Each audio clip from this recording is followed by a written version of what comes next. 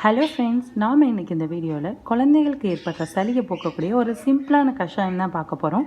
இது எல்லாமே நமக்கு ஈஸியாக கிடைக்கக்கூடிய இலைகள் தான். ஃபஸ்ட்டு முருங்கைக்கீரை. முருங்கைக்கீரையில் நோய் எதிர்ப்பு சக்தி அதிகமாக இருக்கும். இதில் இரும்பு சக்தி இருக்குது. இது ரொம்ப ஹீட் உடம்புக்கு அப்படிங்கிறதுனால குழந்தைங்களுக்கு சளியை உடனே இந்த திங்ஸோடு சேர்த்து நம்ம கஷாயமாக போடும்போது குழந்தைங்களுக்கு உடம்புல உறைஞ்சிட்டு இருக்கிற சளியை போக்குறதுக்கு இது ரொம்ப யூஸ்ஃபுல்லாக இருக்கும். இது ஓமம். ஓமம் டைஜஷன் ப்ராப்ளம் இல்லாமல் பார்த்துக்கும். சளியை உரைய விடாமல் சளியை வெளியாக்கும் மோஷன் வழியால். அதனால் இந்த ஓமம் இலையும் நம்ம சேர்த்துக்கிறோம்.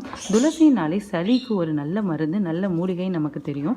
அதனால் இந்த கஷாயமில் நம்ம துளசி ஒரு மெயின் பொருளாக நம்ம யூஸ் பண்ணிக்க போகிறோம். அதோட வெத்தலையும் குழந்தைக்கு டைஜஷன் ப்ராப்ளம் இல்லாமல் பார்க்கும். அது மட்டும் இல்லாமல் சளி இல்லாமல் பாதுகாக்கும். அதனால் நம்ம வெத்தலையும் சேர்த்துக்கணும். குழந்தைங்கிறதுனால நம்ம ஒரு வெத்தலை சேர்த்துக்கிட்டோம்னா மட்டும் போதும். அதோட கொஞ்சமாக ஜீரகம் சேர்த்துக்கலாம். ஒரு 1/2 ஸ்பூன் ஜீரகம் சேர்த்துக்கிட்டோம்னா போதும். மிளகு, நம்ம குழந்தைக்கு கொடுக்குற கஷாயம் அப்படிங்கிறதுனால ஒரு 4 மிளகு எடுத்துக்கிட்டால் போதும். ஏன்னா குழந்தைங்களுக்கு காரம் தாங்க முடியாது. இது எல்லாத்தையுமே நம்ம பாயில் பண்ணி குழந்தைங்களுக்கு கொடுக்கணும். இப்போ என்னுடைய குழந்தைக்கு சளி பிடிக்குது, சளி ஸ்டார்ட் ஆகுது, லைட்டாக ஒரு தும்மல் வருது அப்படின்னு தெரிஞ்சாலே நான் இந்த கஷாயம் போட்டு கொடுத்துருவேன். அதோட அந்த சளி அப்படியே ஸ்டாப் ஆகிடும். நீங்களும் உங்கள் குழந்தைங்களுக்கு இந்த மாதிரி கஷாயம் கொடுங்க.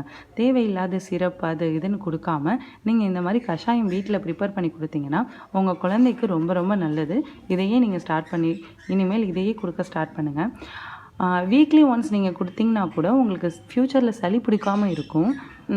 நம்ம எப்போல்லாம் தலை குளிக்க வைக்கிறோமோ அன்னைக்கு இந்த கஷாயம் போட்டு நம்ம கொடுத்தோம்னா அது குழந்தைங்களுக்கு ரொம்ப நல்லது. வாங்க இந்த கஷாயம் எப்படி செய்கிறதுன்னு பார்ப்போம். இது எல்லாத்தையும் நம்ம நல்லா இப்போ வாஷ் பண்ணி எடுத்துக்க போகிறோம்.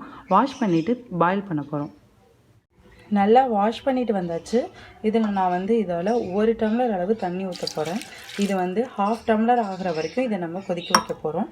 இதோட ஜீரகம், இவ்வளோ ஜீரகம் எடுத்துக்கிட்டால் போதும். மிளகு ஒரு 3 மிளகு தான் நான் போட்டிருக்கேன். ஏன்னா குழந்தைங்களுக்கு காரம் தாங்காது, அதனால் 3 மிளகு. இதோட 2 கல் உப்பு போட்டு நல்லா கொதிக்க வைக்க போகிறேன். இது 1 டம்ளர் 1/2 டம்ளர் ஆகிற வரைக்கும் கொதிக்க வச்சு அதை குழந்தைங்களுக்கு கொடுத்தா போதும். கண்டிப்பாக சளி பிடிக்கவே பிடிக்காது. நீங்கள் வேணால் ட்ரை பண்ணி பார்த்துட்டு என்னுடைய கமெண்ட் செக்ஷனில் சொல்லுங்கள். தேங்க்ஸ் ஃபார் வாட்சிங். சப்ஸ்கிரைப் பண்ண மறக்காதீங்க. நான் போடுற எல்லா வீடியோவுமே நான் யூஸ் பண்ணி எனக்கு ஒரு நல்ல ரிசல்ட் கிடைக்கிற வீடியோஸ் தான் நான் போடுவேன். இந்த மாதிரி வீடியோஸ் பார்க்க என்னுடைய சேனலை சப்ஸ்கிரைப் பண்ணுங்கள், சப்போர்ட் பண்ணுங்கள்.